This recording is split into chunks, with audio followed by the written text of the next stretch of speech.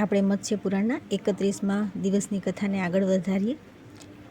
પુષ્કર દ્વીપમાં ચિત્રસાનું નામક પર્વત છે। આ અનેક ચિત્ર વિચિત્ર શિખરો તથા શિલાઓથી સુશોભિત છે। આ મહાન પર્વતનું ચિત્રસાનો દ્વીપના પૂર્વાર્ધ ભાગમાં આવેલા છે।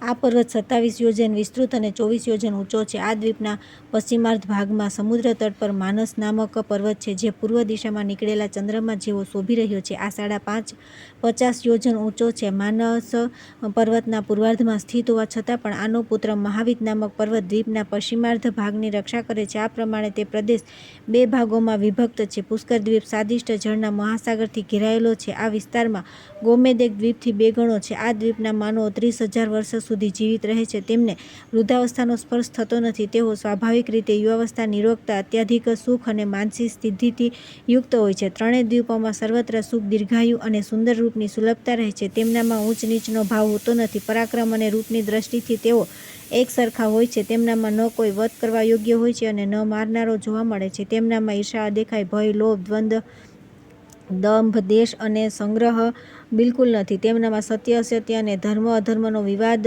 વર્ણાશ્રમની ચર્ચા, પશુપાલન, વ્યવસાય, ખેતી, ત્રિવિદ્યા, દંડનીતિ, નોકરી અને પરસ્પર દંડવિધાન પણ હોતું નથી। ત્યાં ન તો વરસાદ આવે છે, ન નદીઓ પણ છે। ત્યાં ઠંડી ગરમી પણ હોતા નથી। પર્વતોથી ટપકતા જળથી અન્ન અને પીવાના પાણીનું કામ ચાલે છે। ત્યાં સર્વદા ઉત્તર કુરુ દેશની જેમ બધા લોકો વૃદ્ધાવસ્થાથી રહિત, સુખમય અને સમય વ્યતીત કરે છે। આ જ સ્થિતિ ધાતકી ખંડ તથા મહાવીત બંને પ્રદેશોમાં પણ છે। આ પ્રમાણે 7 દ્વીપ જુદા જુદા 7 સમુદ્રોથી ઘેરાયેલા છે। જે સમુદ્ર જે દ્વીપની બાદ છે તે પરિમાણ દ્વીપમાં તે બરાબર હોય છે। આ પ્રમાણે દ્વીપો અને સમુદ્રની પરસ્પર વૃદ્ધિ સમજવી જોઈએ। જળથી સારી રીતે વૃદ્ધિ કરવાના કારણે જળ રાશિને સમુદ્ર કહે છે। ઋષિ ધાતુનો અર્થ ગમન છે, જેનાથી વર્ષ શબ્દ બને છે। વર્ષોમાં 4 પ્રકારની પ્રજાઓ સુખપૂર્વક નિવાસ કરે છે। પૂર્વ દિશામાં ચંદ્રમાનો ઉદય થવાથી સમુદ્ર સદા જળથી પરિપૂર્ણ થઈ જાય છે, અર્થાત તેમાં ભરતી આવે છે, અને તે ચંદ્રમા જ્યારે અસ્ત થઈ જાય છે ત્યારે સમુદ્રનું વધેલું જળ તદ્દન ક્ષીણ થઈ જાય છે।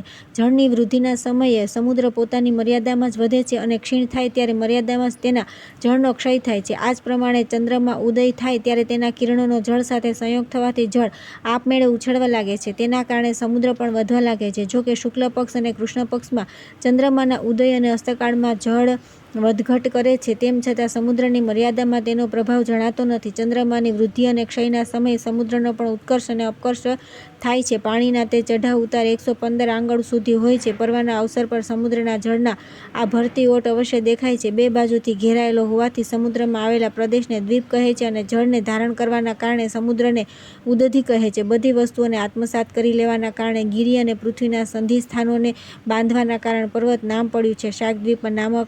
શાક નામક પર્વત છે, તેથી તેને શાકદ્વીપ કહે છે। કુશદ્વીપના જનપદના મધ્ય ભાગમાં વિશાળ કુશ સ્તંભ છે, તેથી તેને કુશદ્વીપ કહેવાય છે। કોચ દ્વીપમાં કોચ નામક પર્વત છે, તેથી તેના નામ પરથી કોચ દ્વીપ કહેવાય છે। શાલ્મદ્વીપમાં સેમળનું વૃક્ષ છે, ત્યાંની લોકો પૂજા કરે છે, આનાથી તેને શાલ્મદ્વીપ કહેવાય છે। ગોમેદક દ્વીપમાં ગોમેદ નામનો પર્વત છે, તેથી તેના નામ પર દ્વીપને ગોમેદક દ્વીપ કહે છે। પુષ્કર દ્વીપમાં કમળ જેવું વડનું વૃક્ષ છે, આ જ કારણે તેને પુષ્કર દ્વીપ કહે છે। તે વડનું વૃક્ષ અવ્યક્ત બ્રહ્મના અંશથી ઉત્પન્ન થયું છે, તેથી મુખ્ય દેવતાઓ તેની પૂજા કરે છે। તે દ્વીપમાં સાધ્ય ગણોની સાથે પ્રજાપતિ બ્રહ્મા નિવાસ કરે છે। ત્યાં મહર્ષિઓની સાથે 33 દેવતા ઉપાસના કરે છે। ત્યાં શ્રેષ્ઠ મહર્ષિઓ અને દેવતાઓ દ્વારા દેવાધિદેવ બ્રહ્માની પૂજા કરવામાં આવે છે। જંબુદ્વીપથી અનેક પ્રકારના રત્ન અન્યાયી દ્વીપોમાં પ્રેરિત થાય છે। ઉપરયુક્ત તે બધા દ્વીપો અને ખંડોમાં ક્રમશઃ પ્રજાઓની સરળતા, બ્રહ્મચર્ય, સત્યવાદિતા, ઇન્દ્રિય નિગ્રહ, નિરોગતા અને આયુનું પ્રમાણ એકબીજાથી 2 ગણું વધતું જાય છે। તે બધા સ્વાભાવિક જ પંડિત હોય છે, તેથી તેમના દ્વારા પ્રજાઓની રક્ષા થતી રહે છે। ત્યાં ભોજન અનાયાસ જ સ્વયં ઉપસ્થિત થઈ જાય છે, જે 6 રસોથી યુક્ત અને અત્યંત બળદાયક હોય છે। ત્યાંના નિવાસી તે જ ભોજન કરે છે। પુષ્કર દ્વીપ પછી સ્વાદિષ્ટ જળથી પરિપૂર્ણ મહાસાગરને તે દ્વીપને ઘેરીને સ્થિત છે। તે સ્વાદિષ્ટ જળવાળા સાગરની ચારે બાજુ એક મંડલાકાર પર્વત છે, જે પ્રકાશ અને અંધકારથી યુક્ત છે। તેને લોકાલોક નામથી બધા જાણે છે। તેનો આગળનો ભાગ પ્રકાશયુક્ત તથા પાછળનો ભાગ અંધકારમય છે। તે મહાન પર્વત ચારે બાજુ જળ રાશિથી ઘેરાયેલો છે। પૃથ્વીથી 10 ગણું જળ ચારે બાજુથી પૃથ્વીની રક્ષા કરે છે। જળથી 10 ગણો અગ્નિ બધી રીતે જળને ધારણ કરે છે। અગ્નિથી 10 ગણું વાયુ તેજને ધારણ કરીને સ્થિત છે। તે વાયુ મંડળ તીર્છું થઈને બધા પ્રાણીઓમાં પ્રવેશ થઈને બધાને ધારણ કરે છે। વાયુથી 10 ગણું આકાશ પ્રાણીઓને ધારણ કરીને સ્થિત છે। તે આકાશથી 10 ગણો ભૂતાદિ તામસ અહંકાર છે। તે ભૂતાદિથી 10 ગણું મહત્તત્વ તત્વ છે અને મહત્તત્વ અનંત અવ્યક્ત દ્વારા ધારણ કરવામાં આવે છે. આ વિકૃતિશીલ તત્વના વિકાર આધાર આધેય ભાવથી કલ્પિત છે. આ પૃથ્વી વગેરે વિકાર પરસ્પર વિભક્ત છે, પરસ્પર એકબીજાથી અધિક તથા એકબીજામાં ઘૂસેલા પણ છે. આ પ્રમાણે પરસ્પર ઉત્પન્ન થાય છે અને પરસ્પર એકબીજાને ધારણ પણ કરે છે. કેમ કે બધા પરસ્પર એકબીજામાં પ્રવિષ્ટ જેવા છે, તેથી સ્થિર છે. પહેલાં આમાંના કોઈ વિશેષતા ન હતી, પરંતુ એકબીજામાં પ્રવિષ્ટ થઈ જવાથી એ પ્રવિષ્ટ થઈ ગયા છે. પૃથ્વીથી લઈને વાયુ સુધીના બધા તત્વ પરસ્પર અલગ છે. આ તત્વથી પર સંપૂર્ણ જગત નિર્જન છે, પ્રકાશમાન આકાશમાં સર્વત્ર વ્યાપ છે. જેમ નાના પાત્રો મોટા પાત્રમાં સમાઈ જાય છે અને પરસ્પર સમાશ્રયણ હોવાથી એકબીજાથી નાના થતા જાય છે, તે જ પ્રમાણે આ સંપૂર્ણ ભેદ પ્રકાશમાન આકાશની અંતર્ગત વિલીન થઈ જાય છે. આ તત્વ પરસ્પર એકબીજાથી અધિક પરિમાણવાળા છે. ત્યાં સુધી તે તત્વ વર્તમાન હોય છે, ત્યાં સુધી પ્રાણીઓની ઉત્પત્તિ થાય છે. આ જગતમાં આ તત્વની અંતર્ગત પ્રાણીઓ સ્થિત હોય છે. આ તત્વનો અસ્વીકાર કરી દેવાથી કોઈ રીતે કાર્યની ઉત્પત્તિ થઈ શકતી નથી. તેથી એ પરિમિતિ તત્વ કાર્યાત્મક કહેવાય છે તથા મહત્તત્વ વગેરે ભેદ કારણાત્મક છે. આ પ્રમાણે વિભાગપૂર્વક પૃથ્વીની આચ્છાદિત મંડળ સાથે દ્વીપો અને સાથે સમુદ્રના યથાર્થ રૂપે ગણના સહિત વિસ્તાર તથા મંડળ તથા પરિમાણમાં એકેદશી પ્રધાન તત્વનું અને વિશ્વરૂપ જાણવું જોઈએ. રાજન, મેં આ મંડળનું અહીં સુધી સારી રીતે વર્ણન કરી દીધું, કેમ કે મંડળના વૃત્તાંતને અહીં સુધી સાંભળવું જોઈએ. ત્યાર પછી આવે છે 124મો અધ્યાય, સૂર્ય અને ચંદ્રમાની ગતિનું વર્ણન. સૂતજી કહે છે કે ઋષિઓ, હવે હું સૂર્ય અને ચંદ્રની ગતિનું વર્ણન કરી રહ્યું છું. આ સૂર્ય અને ચંદ્રમાં 7 દ્વીપો અને 7 સમુદ્રના વિસ્તારને તથા સમગ્ર પૃથ્વીના અર્ધભાગને અને તેની બહારના અન્ય પ્રદેશોને પોતાના તેજથી પ્રકાશિત કરે છે. તેઓ વિશ્વની અંતિમ સીમા સુધી પ્રકાશ ફેલાવે છે. પરિભ્રમણના પ્રમાણને લઈને જ વિદ્વાનો આકાશની તુલના કરે છે. સૂર્ય સામાન્યતઃ ત્રણેય લોકમાં શીઘ્રતાપૂર્વક ભ્રમણ કરે છે. અવધાતુ રક્ષણ અને પ્રકાશના અર્થમાં પ્રકાશ ફેલાવવા તથા પ્રાણીઓની રક્ષા કરવાના કારણે સૂર્યને રવિ કહેવામાં આવે છે. સૂર્ય અને ચંદ્રમાનું પ્રમાણ ફરી બતાવી રહ્યો છું. મહાન હોવાના કારણે પૃથ્વી મહી કહેવાય છે. હવે ભરતવર્ષનું તથા સૂર્યમંડળના વ્યાસનું પરિમાણ યોજનોમાં બતાવી રહ્યો છું. સૂર્યમંડળનું પરિમાણ 9000 યોજન છે. આ મંડળોમાં ઘેરો વિસ્તારથી 3 ગણો અર્થાત 27000 યોજન છે. વ્યાસ અને મંડળની દ્રષ્ટિથી પણ સૂર્યથી ચંદ્રમા બહુ નાના છે. પુનઃ 7 દ્વીપો અને સમુદ્ર સહિત પૃથ્વી મંડળના વિસ્તારનું પ્રમાણ યોજનોમાં બતાવી રહ્યો છે. પૂર્વકાળમાં જે પુરાણોના જ્ઞાતા થઈ ચૂક્યા છે તેઓ આજકાલના પુરાણોને તુલ્ય હતા. પૂર્વકાળમાં વિદ્વાન તથા આધુનિક વિદ્વાન બંનેના મત આ વિષયમાં સમાન છે. તેથી વર્તમાન કાળના વિદ્વાનો અનુસાર પૃથ્વીનું પરિમાણ બતાવી રહ્યો છે. આધુનિક વિદ્વાનોએ દિવ્ય લોકની સ્થિતિને પણ પૃથ્વી મંડળની બરાબર માની છે. સંપૂર્ણ પૃથ્વી 50 કરોડ યોજનમાં વિસ્તૃત માનવામાં આવે છે. તેનો અડધો ભાગ મેરુ પર્વતની ઉત્તરો તરફ ફેલાયેલો છે અને મેરુ પર્વત મધ્ય ભાગમાં ચારે બાજુ 1 કરોડ યોજન વિસ્તારની કહેવામાં આવે છે. આ પ્રમાણે પૃથ્વીના અડધા ભાગનો વિસ્તાર 89,85,000 યોજન બતાવવામાં આવે છે. હવે યોજનના પરિમાણની સંપૂર્ણ વિસ્તારને સાંભળો. આનો વિસ્તાર ચારે દિશાઓમાં 3 કરોડ યોજન માનવામાં આવ્યો છે. આ જ 7 દ્વીપો અને સમુદ્રોથી ઘેરાયેલા પૃથ્વીનો વિસ્તાર છે. પૃથ્વીનું આંતરિક મંડળ બાહ્ય મંડળથી 3 ગણું અધિક છે. આ પ્રમાણે તેનું પરિમાણ 11 કરોડ 37 લાખ યોજન માનવામાં આવ્યું છે. આ જ પૃથ્વીના આંતરિક મંડળની ગણના કરવામાં આવી છે. આકાશ મંડળમાં જેટલા તારાઓની સ્થિતિ છે તેટલો જ સમગ્ર પૃથ્વી મંડળનો વિસ્તાર માનવામાં આવ્યો છે. આ પ્રમાણે પૃથ્વી મંડળના પરિમાણની બરાબર આકાશ મંડળ પણ છે. હવે જ્યોતિર્ગણના પ્રચારની વાત સાંભળો. મેરુ પર્વતની પૂર્વ દિશામાં માનસોતર પર્વતના શિખર પર વસ્કોવાર નામની ઇન્દ્રની પુણ્યમય નગરી છે, જે સુવર્ણથી સુસજ્જ છે. પુનઃ મેરુની દક્ષિણ દિશામાં માનસ પર્વતના પૃષ્ઠભાગ પર સંયમની પુરી છે, જેમાં સૂર્યપુત્ર યમરાજ નિવાસ કરે છે. પુનઃ મેરુની પશ્ચિમ દિશામાં માનસ પર્વતના શિખર પર બુદ્ધિમાન વરુણની સુખા નામક રમણીય પુરી છે. મેરુની ઉત્તર દિશામાં માનસ પર્વતના શિખર પર મહેન્દ્રપુરી સમાન ચંદ્રદેવની વિભાવરી પુરી છે. તે માનસોત્તર પર્વતના પૃષ્ઠભાગની ચારે દિશાઓમાં લોકપાલ ગણધર્મની વ્યવસ્થા અને લોકોની રક્ષા કરવા માટે સ્થિત છે. દક્ષિણાયનના સમયે સૂર્ય તે લોકપાલોથી ઉપર થઈને ભ્રમણ કરે છે. દક્ષિણ દિશાનો આશરો લેવાથી સૂર્યની જેવી ગતિ થાય છે તે સાંભળો. દક્ષિણાયન સમયમાં છોડેલા બાળની જેમ શીઘ્ર ગતિથી ચાલે છે તેમ જ્યોતિષ ચક્રને સદા સાથે રાખે છે. આ પ્રમાણે ભ્રમણ કરતા રહીને જે સમયે સૂર્ય અમરાવતી પુરીમાં પહોંચે છે તે સમયે તેઓ ગગનમંડળના મધ્યમાં રહે છે, અર્થાત મધ્યાહન સમયે તે યમરાજની સંયમપુરીમાં ઉદિત થતા અને વિભાવરી નગરીમાં અસ્ત થતા દેખાય છે તથા સુખા નગરીમાં અડધી રાત હોય છે. આ જ પ્રમાણે જ્યારે સૂર્ય મધ્યાહન કાળમાં યમરાજાની સંયમપુરીમાં પહોંચે છે ત્યારે વરુણની સુખા નગરીમાં ઉદિત થતા અને મહેન્દ્ર અમરાવતી પુરીમાં અસ્ત થતા દેખાય છે તથા વિભાવરી પુરીમાં અડધી રાત હોય છે. ત્યારે બપોરના સમયે સૂર્ય વરુણની સુખા નગરીમાં પહોંચે છે ત્યારે ચંદ્રદેવની પુરી વિભાવરી ઉદિત થાય છે. જ્યારે સૂર્ય મહેન્દ્રની અમરાવતીમાં ઉદિત થાય છે ત્યારે વરુણની સુખા નગરીમાં અસ્ત થાય છે અને સંયમપુરીમાં અડધી રાત થાય છે. આ પ્રમાણે સૂર્ય અલાદ ચક્રની જેમ બહુ જ શીઘ્રતાથી ચક્કર લગાવે છે. આ પ્રમાણે સ્વયં ભ્રમણ કરતા રહીને સૂર્ય નક્ષત્રોને પણ ભ્રમણ કરાવે છે. તેઓ ચારે દક્ષિણાંત પાર્શ્વભાગમાં ચાલતા રહે છે. ઉદય અને અસ્ત સમયે તેઓ વારંવાર ઉદય અસ્ત થતા રહે છે અને પૂર્વા અને અપરાહમાં બે દેવપુરીઓમાં તથા મધ્યાહ્ન સમયે એક પુરીમાં પહોંચે છે. આ પ્રમાણે સૂર્ય ઉદય થઈને પોતાના વૃદ્ધિ પામતા કિરણોથી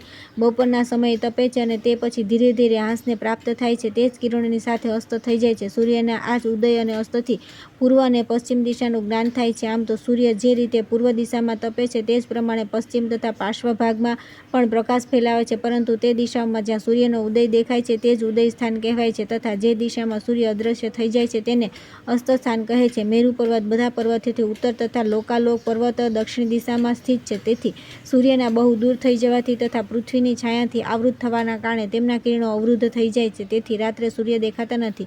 આ પ્રમાણે 1,00,000 કિરણોથી સુશોભિત સૂર્ય જ્યારે પુષ્કર દ્વીપની મધ્યમાં પહોંચે છે ત્યારે ત્યાં ઊંચાઈ પર હોવાના કારણે દેખાય છે. સૂર્ય એક મુહૂર્તમાં પૃથ્વીના 30મા ભાગમાં પહોંચી જાય છે. તેમની ગતિનું પ્રમાણ યોજનોની હજારોની ગણનામાં સાંભળો. સૂર્યની એક મુહૂર્તની ગતિનું પરિમાણ 31,50,000 યોજનથી પણ અધિક હોવાનું બતાવવામાં આવ્યું છે. આ જ ક્રમથી જ્યારે સૂર્ય દક્ષિણ દિશામાં જાય છે ત્યારે 6 મહિના ભ્રમણ કર્યા પછી ફરી 7મા મહિનામાં ઉત્તર દિશા તરફ આવે છે. દક્ષિણાયનના સમયે સૂર્ય પુષ્કર દ્વીપના મધ્યમાં ભ્રમણ કરે છે.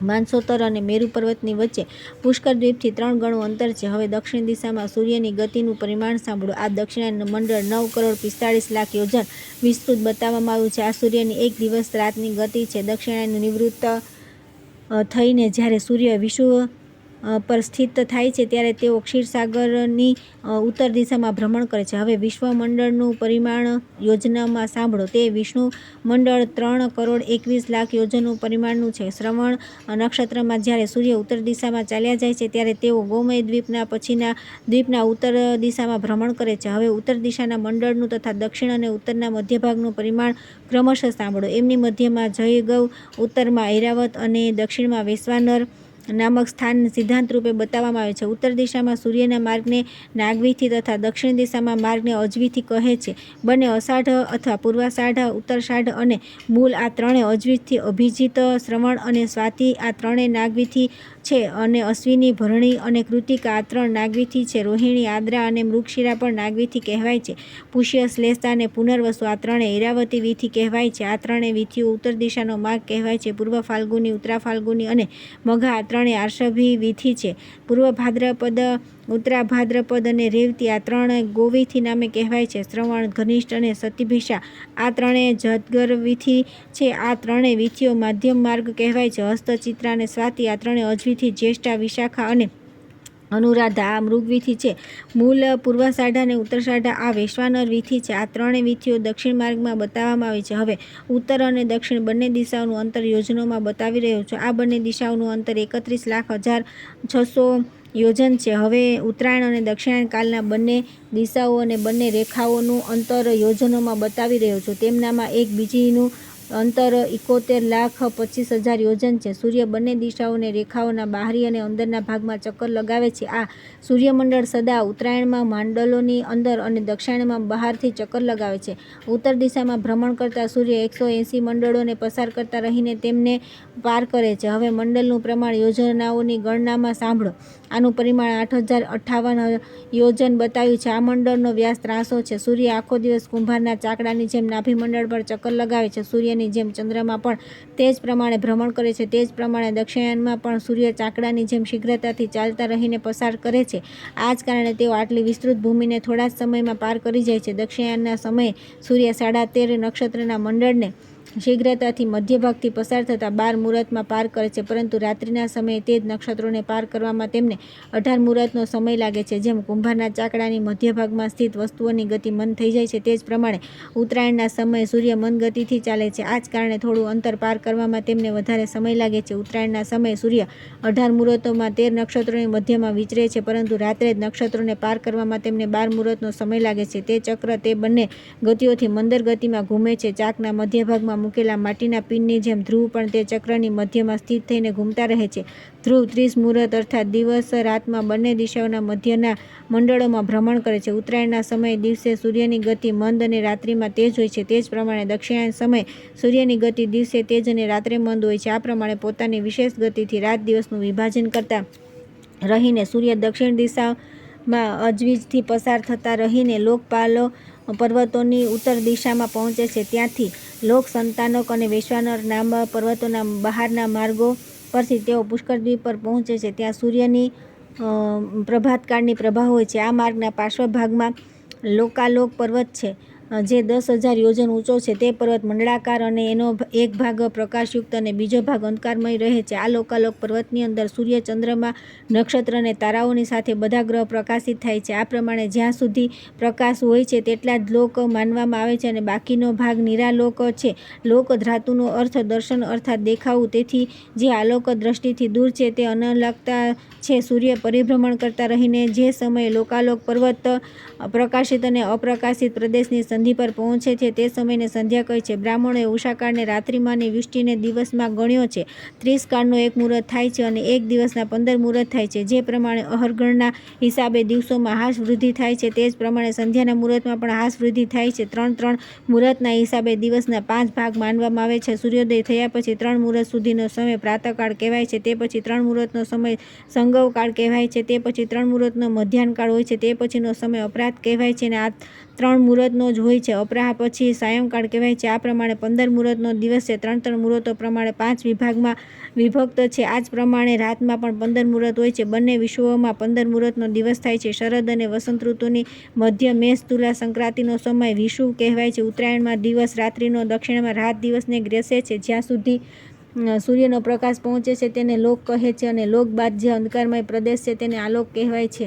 આ જ લોક અને અલોકના મધ્યમાં સ્થિત પર્વત પર ચારે લોકપાલ મહાપ્રલય પર્વત નિવાસ કરે છે. તેમના નામ વૈરાજ, સુધામ, પ્રજાપતિ, કરદમ, પર્જન્ય, હિરણ્યરોમા અને રાજસ, કેતુમાના બધા લોકપાલ સુખ દુઃખ વગેરે દ્વંદ્વ, અભિમાન, આળસ અને પરિગ્રહથી રહિત થઈને લોકાલોકની ચારે દિશાઓમાં સ્થિત છે. લોકાલોક પર્વતનું જે ઉત્તરી શિખર છે તેને અગત્ય શિખર કહે છે. દેવર્ષિઓ તેનું સેવન કરે છે. તે વૈશ્વાનર માર્ગથી બહાર આવે છે અને પિતૃયાન માર્ગના નામે પ્રસિદ્ધ છે. તે પિતૃયાન માર્ગ પર પ્રજાભિલાષી અગ્નિહોત્રી તથા લોકોને સંતાન પ્રદાન કરનારા ઋષિઓનો નિવાસ છે. રાજન, લૌકિક કામનાઓથી યુક્ત તે ઋષિઓ પોતાના આશીર્વાદના પ્રયોગથી પ્રાણીઓ દ્વારા આરંભ કરેલા કર્મને સફળ બનાવે છે. તેમનો માર્ગ દક્ષિણાયનમાં છે. તેઓ દરેક યુગમાં પોતાની ઉગ્ર તપસ્યા તથા ધર્મશાસ્ત્રની મર્યાદા દ્વારા મર્યાદાથી સ્ખલિત થયેલા ધર્મની પુનઃસ્થાપના કરે છે. તેમનામાં જે પહેલા ઉત્પન્ન થયા હતા તેઓ પોતાની પાછળ ઉત્પન્ન થનારા મૃત્યુ પછી પૂર્વજોના ઘરોમાં ચાલ્યા જાય છે. આ પ્રમાણે તેઓ પ્રલય સુધી આવાગમન કરતા રહે છે. આ ક્રિયાનિષ્ઠ ગૃહસ્થ ઋષિઓની સંખ્યા 88,000 છે. એ સૂર્યના દક્ષિણ માર્ગનો આશ્રય લઈને પ્રલય સુધી સ્થિત રહે છે. તેમણે સ્મશાનનું શરણ લેવું પડે છે અર્થાત તેઓ મૃત્યુભાગી હોય છે. લોક વ્યવહારની રક્ષા માટે પ્રાણીઓ દ્વારા આરંભ કરવામાં આવેલા કર્મોની પૂર્તિ, ઈચ્છા, દ્વેષ, સ્ત્રી સહવાસ તથા સ્વેચ્છાપૂર્વક સંસારના વિષય ભોગોનું સેવન આ બધા કારણોથી તે ઋષિઓ આ લોકમાં સિદ્ધ હોવા છતાં પણ સ્મશાનમાં જવું પડે છે. દ્વાપર યુગમાં પ્રજાભિલાષી 7 ઋષિ આ મૃત્યુલોકમાં ઉત્પન્ન થયા હતા, પરંતુ આગળ જતાં તેમને સંતતિ પ્રત્યે ઘૃણા થઈ, જેથી તેમણે મૃત્યુને જીતી લીધું. આ ઉર્ધ્વ રહેતા ઋષિઓની સંખ્યા 88,000 છે. તેઓ સૂર્યના ઉત્તર માર્ગનો આશ્રય લઈને પ્રલય સુધી વિદ્યમાન રહે છે. તે લોકો કલ્યાણ કરતા, સ્ત્રી પુરુષ સંપર્ક રહિત, ઈર્ષ્યા, દ્વેષ વગેરેથી નિવૃત્ત, પ્રાણીઓ દ્વારા આરંભ કરેલા કર્મોના ત્યાગી તથા અન્ય કામ સંબંધી વાસનામય શબ્દોમાં દોષદર્શી હોય છે. આ શુદ્ધ કારણોથી સંપન્ન હોવાના કારણે તેમને અમરતાની પ્રાપ્તિ થઈ. પ્રલય પર્યંત સ્થિત રહેવાવાળા નૈષ્ઠિક ઋષિઓનું ત્રિલોકની સ્થિતિ સુધી વર્તમાન રહેવાને અમરત્વ કહે છે. કામાસક્ત વ્યક્તિઓને પ્રાપ્ત થતું નથી. બ્રહ્મહત્યાજન્ય પાપ અને અશ્વમેઘજન્ય પુણ્યથી જ એમનામાં અંતર આવે છે. ભાવ એ છે કે જેમ ઘોર પાપ અને મહાન પ્રલય સુધી જીવાત્માની સાથે લાગ્યા રહે છે, વચ્ચે નષ્ટ થતા નથી, તે જ પ્રમાણે ઉર્ધ્વરેતાનું શરીર પણ ત્યાં સુધી સ્થિત રહે છે. સપ્તર્ષિ મંડળની ઉપર ઉત્તર દિશામાં જ્યાં ધ્રુવનો નિવાસ છે ત્યાં ભગવાન વિષ્ણુનો ત્રીજો દિવ્ય પદ સ્થિત હતો, જે આકાશમાં પ્રકાશિત થતો રહે છે. ભગવાન વિષ્ણુના તે પરમપદને પ્રાપ્ત કરી લેવાથી જીવોને શોક કરવો પડતો નથી. તેથી જેમને ધ્રુવલોક પ્રાપ્ત કરવાની ઈચ્છા હોય તેઓ સદા ધર્મ સંપાદનમાં જ લાગ્યા રહે. ત્યાર પછી આવે છે 125મો અધ્યાય, સૂર્યની ગતિ અને તેમના રથનું વર્ણન. આ પ્રમાણે સૂર્ય અને ચંદ્રમાની ગતિ તથા બધા ગ્રહોની ગતિની દિવ્ય કથાને સાંભળીને શનકાદિ ઋષિઓએ સૂતજીને કહ્યું. ઋષિઓએ પૂછ્યું કે વક્તાઓમાં શ્રેષ્ઠ સૂતજી, આ ગ્રહ, નક્ષત્ર વગેરે જ્યોતિર્ગણ દિવ્ય ગૃહમાં નિબદ્ધ થઈને સૂર્યમંડળમાં કઈ રીતે ઘૂમે છે? અમને આ રહસ્ય જાણવાની વિશેષ ઉત્કંઠા છે, તેથી આપ આનું વર્ણન કરો. સૂતજી કહે છે કે ઋષિઓ, આ વિષય પ્રાણીઓને મોહિત કરી દેનારો છે, કેમ કે આ પ્રત્યક્ષ રૂપે દ્રશ્ય હોવા છતાં પણ પ્રજાઓને મોહિત કરી દે છે. હું આનું વર્ણન કરી રહ્યો છું, સાંભળો. આકાશમંડળમાં જે આ 14 નક્ષત્રોની મધ્યમાં સ્થિત શિશુમાર નામક ચક્ર છે, તે જ ઉત્તાનપાદનો પુત્ર ધ્રુવ છે. તે મેઢ જેવા છે. તે ધ્રુવ સ્વયં ભ્રમણ કરતો રહીને ગ્રહોની સાથે ચંદ્રમા અને સૂર્યને પણ ઘુમાવે છે. નક્ષત્રો પણ ચક્રની જેમ ઘૂમતા રહીને ધ્રુવની પાછળ પાછળ ચાલે છે. જે જ્યોતિર્ગણ વાયુમાં બંધનો દ્વારા ધ્રુવમાં નિબદ્ધ છે, તે ધ્રુવના માનસિક સંકલ્પથી જ ઘૂમે છે. તે જ્યોતિર્ગણોના ભેદ, યોગ, કાલનો નિશ્ચય, અસ્ત, ઉદય, ઉત્પાત, ઉત્તરાયણ અને દક્ષિણમાં ગમન, વિષુવવૃત્ત રેખા પર સ્થિતિ અને ગ્રહોના વર્ણ વગેરે બધા કાર્ય ધ્રુવની પ્રેરણાથી થાય છે. ભગણની નીચે મેઘ છે, જેનાથી જીવોની ઉત્પત્તિ થાય છે. તે મેઘોને જીમૂત કહે છે. તે મેઘ અહીંથી 1 યોજન દૂર અવાહક નામક બીજા વાયુના આશ્રય પર ટકેલા છે. તેમનામાં કંઈક વિકાર ઉત્પન્ન થઈ ગયા છે. પછી તેઓ જ વૃષ્ટિ કરે છે, જે મહાવૃષ્ટિ કહેવાય છે. પૂર્વકાળમાં મહાન ઓજસ્વી ઇન્દ્રે પ્રાણીઓના કલ્યાણની ભાવનાથી સ્વચ્છંદાચારી તથા સમૃદ્ધિશાળી પર્વતોની પાંખો કાપી નાખી હતી. તે પાંખોથી ઉત્પન્ન થયેલા મેઘોને પુષ્કરાવર્તક કહે છે. પર્વતોની પાંખોનું નામ પુષ્કર હતું. તે બહુ મોટી મોટી અને જળથી પરિપૂર્ણ હતી. તે કારણે તે મેઘ પણ પુષ્કરાવર્તક નામથી કહેવામાં આવે છે. તે અનેકો પ્રકારના રૂપ ધારણ કરનારા, મહાન ભયંકર ગર્જનાથી યુક્ત, કલ્પાંતના સમયે વૃષ્ટિ કરનારા, કલ્પાંતના અગ્નિના પ્રશામક, અમૃતયુક્ત અને કલ્પ અર્થાત પ્રલયના સાધક છે. તે વાયુના આધાર પર ચાલે છે અને ફરે છે. આ અંડના વિદર્ણ થવાથી તેમાંથી જે પ્રાકૃતિક કપાલ નીકળ્યા હતા અને જેમાં સામર્થ્યશાળી સ્વયં ચતુર્મુખ બ્રહ્મા ઉત્પન્ન થયા, તે બધા કપાલોને બધા મેઘોને રૂપે બતાવવામાં આવે છે. તે બધા મેઘોને સમાન રૂપે તૃપ્ત કરવાવાળો ઘૂમ છે. તેમાં પર્જન્ય નામક મેઘ સૌથી શ્રેષ્ઠ છે. એ ઉપરાંત ઐરાવત, વામન, અંજન વગેરે 4 દ્વિગજ છે. હાથી, પર્વત, મેઘ અને સર્પ આ બધાનું કુળ એક જ છે, જે 2 ભાગોમાં વિભક્ત થઈ ગયું, પરંતુ આમની યોનિ એક જ છે, જે જળ નામે કહેવામાં આવે છે. પર્જન્ય, મેઘ અને 4 વૃદ્ધ દિગ્ગજ હેમંત ઋતુમાં અન્નની વૃદ્ધિ માટે શીતલ ઉત્પન્ન થયેલા તુષારની વર્ષા કરે છે. પરિવર નામક છઠ્ઠો વાયુ આમનો આશ્રય છે. આ ઐશ્વર્યશાળી પવન આકાશગામિની ગંગાને, જે દિવ્ય અમૃતરૂપી જળથી પરિપૂર્ણ પુણ્યમયી ત્રિપથા નામની વિખ્યાત છે, ધારણ કરે છે. ગંગાથી નીકળેલા જળને દિગ્ગજ પોતાની મોટી મોટી સૂંઢોથી ફુવારા રૂપે છોડે છે. તેને નિરાહાર કહે છે. દક્ષિણ પાર્શ્વમાં જે પર્વત છે, તે હેમકૂટ નામે પ્રસિદ્ધ છે. તે હિમાલય પર્વતના ઉત્તર અને દક્ષિણ બંને દિશાઓમાં ફેલાયેલા છે. ત્યાંની પુંડ્રક નામક એક પ્રસિદ્ધ નગર છે. તે નગરમાં તે તુષારથી ઉત્પન્ન થયેલી વર્ષા થાય છે. ત્યાર પછી હિમવાન પર્વતથી પ્રગટ થયેલા વાયુ ત્યાં ઉત્પન્ન થયેલા વરસાદને પોતાની સાથે લઈ આવે છે અને બહુ જોરથી તે મહાન ગિરિને સિંચીને તેનું અતિક્રમણ કરીને ઈભાષ્યક નામક ખંડમાં નીકળી જાય છે. ત્યાર પછી પ્રાણીઓની વૃદ્ધિ માટે ત્યાં બાકીની વૃષ્ટિ થાય છે. આગળની કથા આવતીકાલે કરીશું.